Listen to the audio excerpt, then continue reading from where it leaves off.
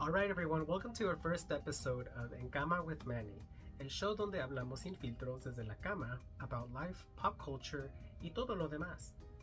I'm your host Manny, your new internet bestie, or your favorite overshare buddy, and maybe even your favorite new tóxico.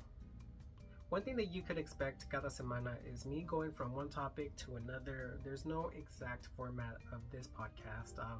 I could just talk about anything in regards to the LGBTQ plus community, a book, some dumb thing that I saw online, prompts. I will also be asking questions, giving you guys some themes per episode, just so we will have a mix of variety. And also, I want to talk to you with you guys. I just want to see what are you guys thinking, and also how we are going to build up this community.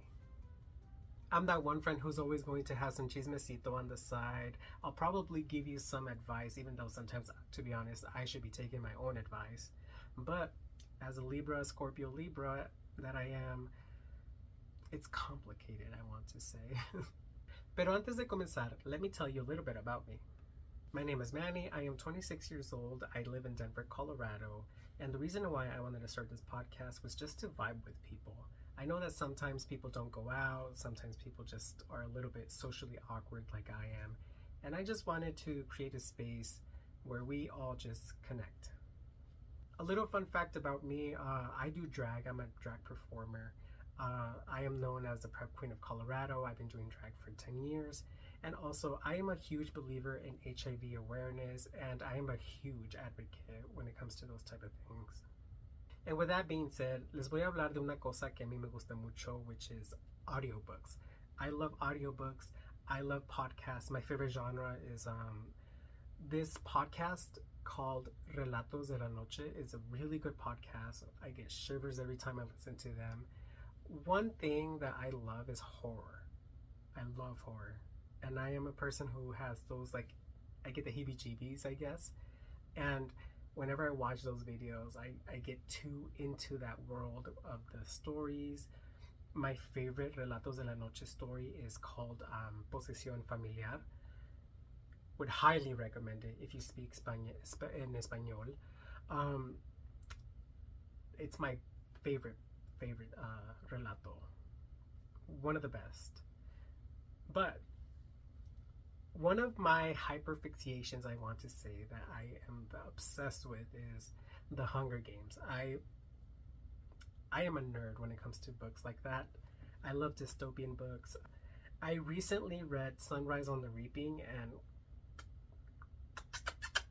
that book is so sad. And I felt like we really needed that book in order to understand where Haymitch came from. I'll be honest, I have seen the leaks and I have seen the cornucopia pictures that have leaked, and I just know that after filming, the production is going to be top tier. And the actors and their outfits, it looks like it's going to be a very interesting quarter quell. Alright, with that being said, let's talk about hobbies. One of my hobbies is music. I love music. One of my favorite singers is Marina.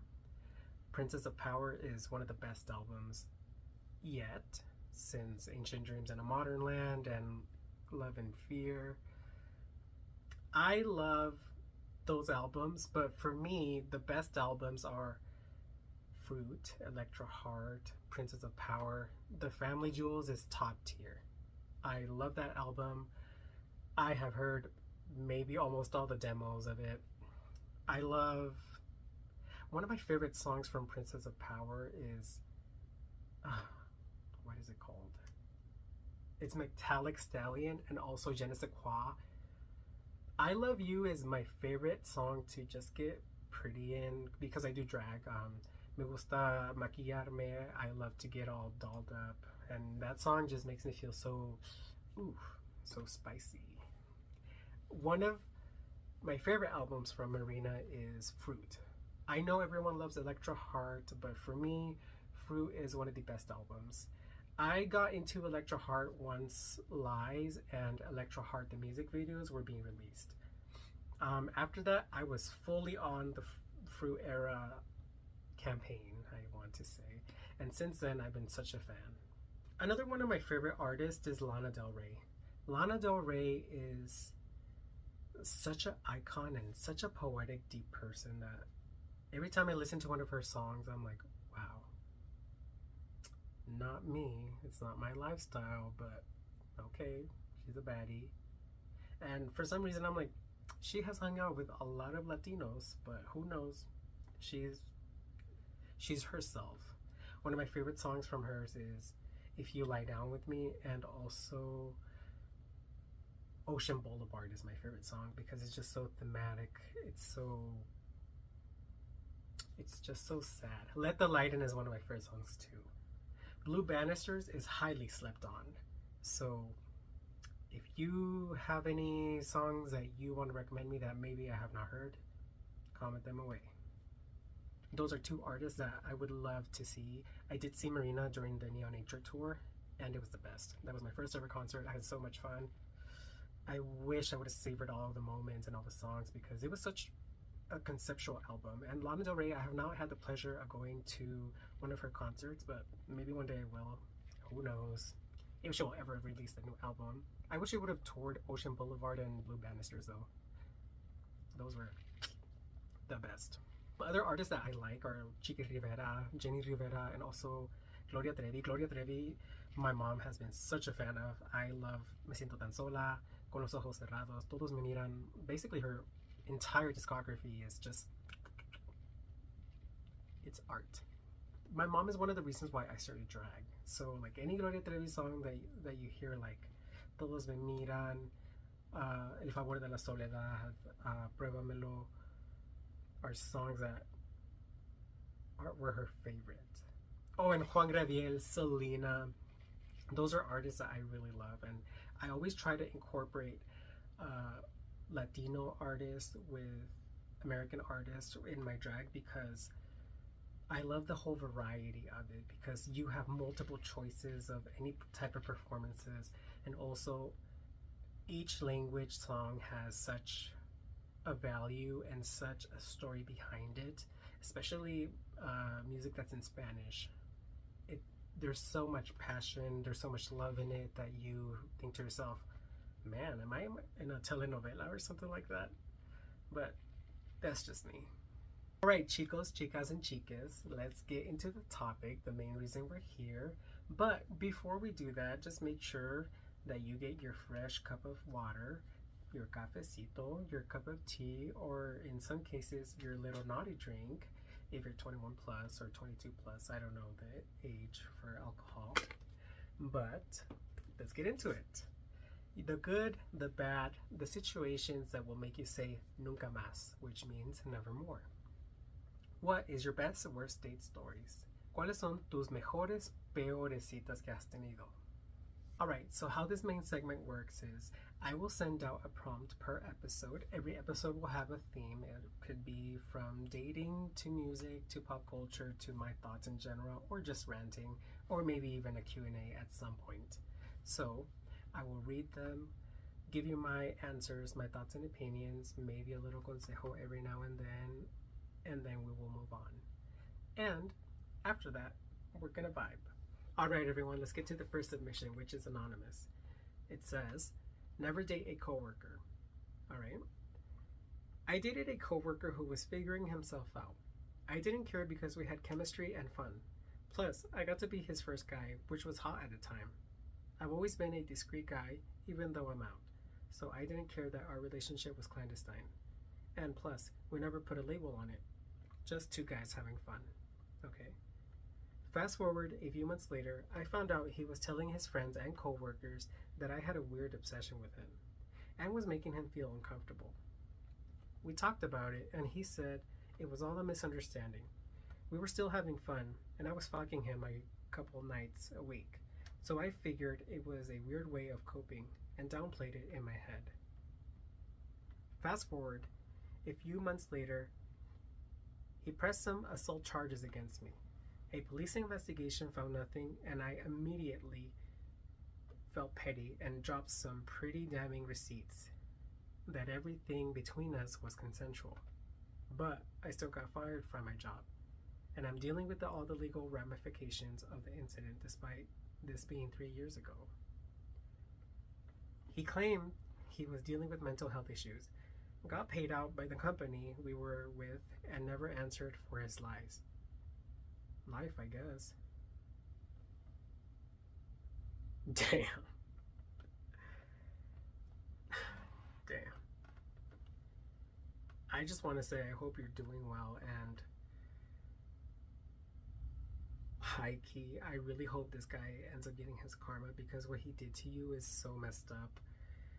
And good for you. I mean, I'm not someone who is high and mighty, and I'm not the type of person who's like, I'm a little bit petty, I will say. So the fact that you did that and post your receipts is a good thing for you, because it makes him look like a liar. And I honestly don't know what to say. I hope you're doing well, and I hope you're coping, and this is such a serious thing that is a big issue in the work industry, and I just wish nothing but the best for you and this guy. I hate to say this, but he is probably ugly. Alright, let's go to our next submission. And it says, I dated a guy who didn't actually like me, and he made it very obvious. Multiple times, actually.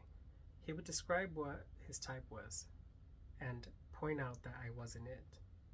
He wanted a wealthy foreign man with a big welcoming family, and an even bigger dick. I unfortunately do not check any of those boxes. He would follow that up with how he chose to be with me. I was very clearly delusional. He was also a clean freak. I never cleaned enough for him. Living space or body. It got to the point where I was taking 2 showers a day because he hated my natural scent. Of course, he loved his ex's natural scent, so it was just a principle. It was me specifically. He would constantly make comments about me smelling. He always criticized how I kept my place, which he moved into because he was having a roommate trouble and had nowhere else to go. A few times, he'd talk about crushes he had on other guys, which probably wouldn't have bothered me under different circumstances. But I guess he knew he didn't really want me, so I was always suspicious about whether he was cheating. Okay. Anyways, we took a trip to New York City together. The trip kind of sucked, partially because I couldn't be there the whole time because of work, and partially because of his circumstances of me that weren't really warranted. About a week after this trip, he had finally found a new place. His stay with me was always intended to be temporary. I helped him move his stuff in. I was at work when he finished moving the last of his stuff. After finishing, he came to my job and dumped me. Needless to say, this destroyed me, my confidence and self-esteem. Still, not completely past it almost 2 years later. Unfortunately, I seem to be good at attracting guys that will never truly love me.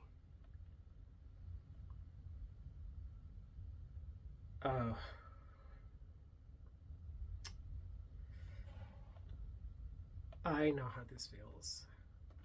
One, if you are with someone who clearly doesn't like you, it is always very obvious, because he will always judge how you look, the shape, your color, your youth in my case. To have a welcoming family, I understand that, because that is a dream, to have a welcoming family that will accept you and love you. And I understand that some people are size queens, but it's just very messed up for you to judge something on something that no one can control. No one can control the size of their dick, how they're born, and those circumstances. It's just so stupid. I'll be honest with you, I was with someone who always made it a point to say, oh, I'm attracted to a certain body type, and no hate towards anyone. This is just my experience. He would always say, "Oh, I'm attracted to some white European cute small twink," which for me, I am I am a Mexicano who is 5'4". I am not a twink. I used to weigh 217 pounds. And that really messed me up. I already had body dysmorphia because of my weight loss and my experience through bullying, and being told that you're not the ideal person for that specific person is very messed up. And it made me feel like shit, and it made me hate myself, my body, the way I looked, to its fullest potential. But I'm still struggling with it, and I also realized that everybody has their own type, and it really sucks when you're not that.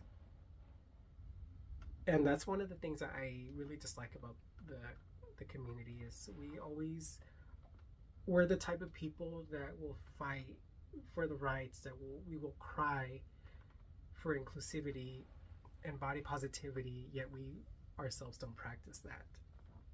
And I hope you know that it's okay to love yourself, and it's okay to be a person of a certain size, a certain skin color, a certain nationality. You don't have to be the stereotypical Twinkie guy. You don't have to be the stereotypical buff guy, because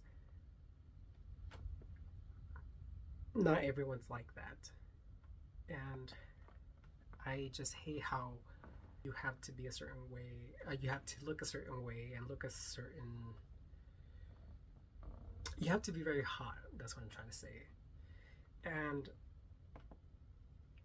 it's not just that. I don't know if I'm explaining myself right, but you don't have to be a certain height, weight, or nationality to be the perfect guy or the hottest gay guy or whatever it is that you identify as. It will take a long time to like certain parts about yourself. And this guy sounds like he smells like ass.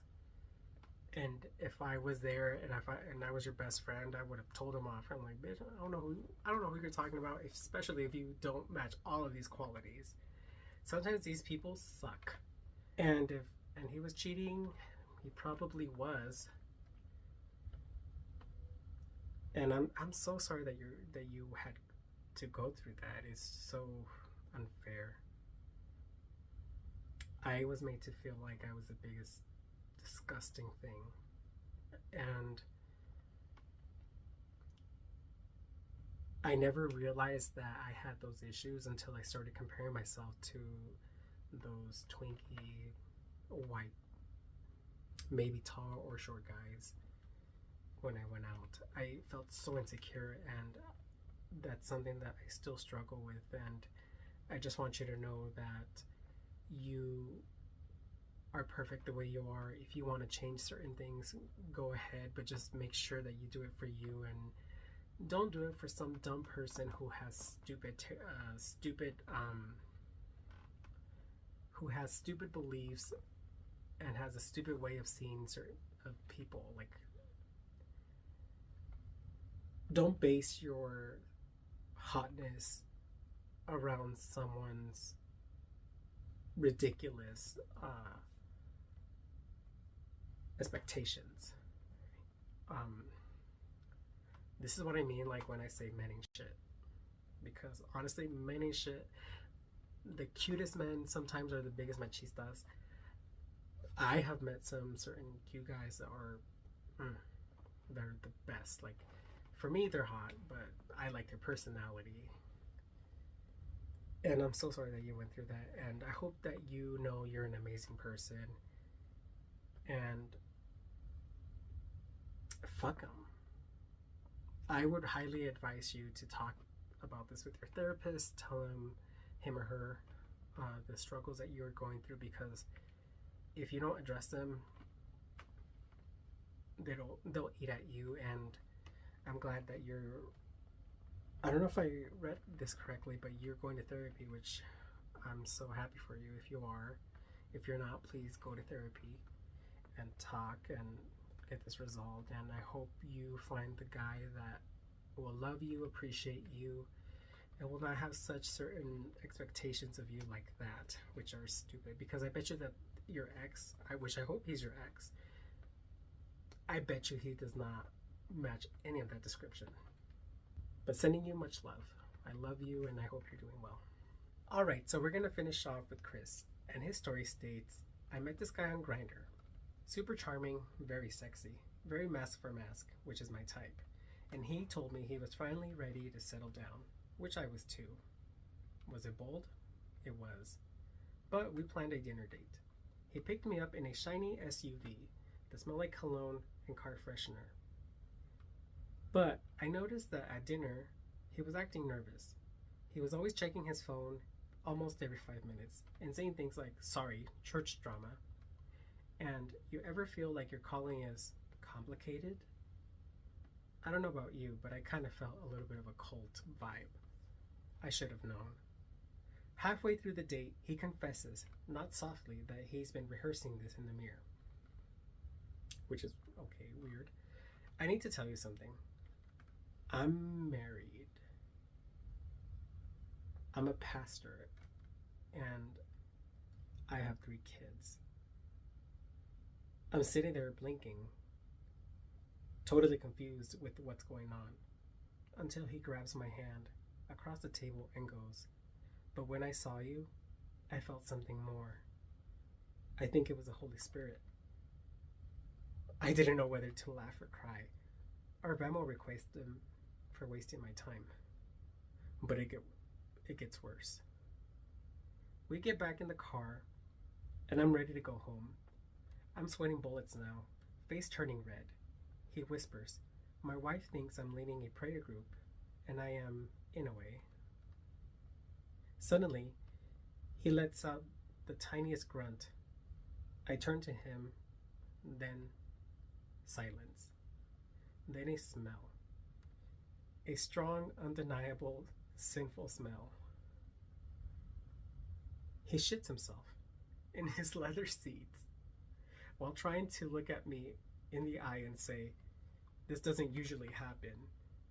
It's the spiritual pressure. I got out of the car so fast that I almost tore my jeans. He sped off the windows, cracked, seat heater still on. Later that night, he blocked me on Grindr, but not before I got a screenshot. The bio still said, looking for something sacred.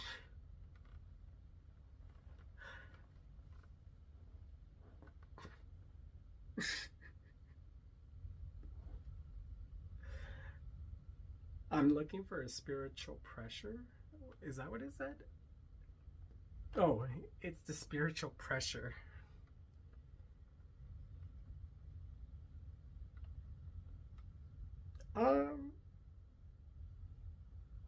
That is some DL shit that I keep telling you guys about. Well, that I always talk about with my friends. If you're trying to date someone on Grindr, I mean, okay, for a man to just take you on a date and then start talking about church stuff and making everything sound like it's rehearsed, and then all of a sudden drop a bomb at you that he's married and has kids and he's leading a prayer group. You DL guys are so confident because I know that I would not be able to do that. And for you to shit yourself and say that it was the spiritual pressure is...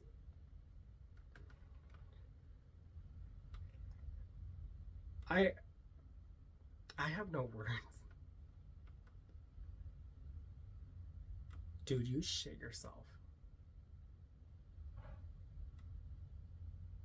And I mean,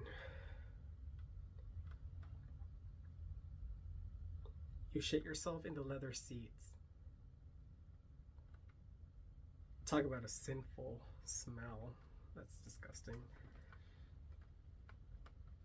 I mean, it's kind of funny, I'm not gonna lie, but it's also kind of sad because you have these religious people, not even religious people, you have these DL men who are fucking around with other gay men.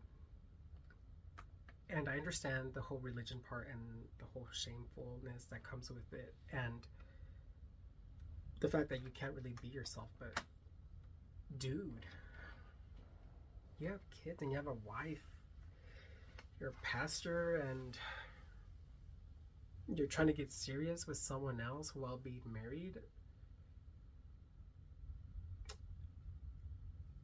You guys just messed me up. Alright guys, so that'll do it for this episode. I just wanted to have a little introduction, see how everything will come to a flow, and thank you guys so much for sending your few submissions. I will leave this theme out for a while. I'm going to leave it on my highlights and pin it. So if you guys have more stories you guys would like to share and submit, I will be reading them and bring some up for future topics. And also, if you guys have any questions, feel free to comment it. I will answer them. Thank you guys so much. I look forward to the next episode, and thank you guys so much. And I hope to see you guys in another episode of In Cama with Manny. See you soon.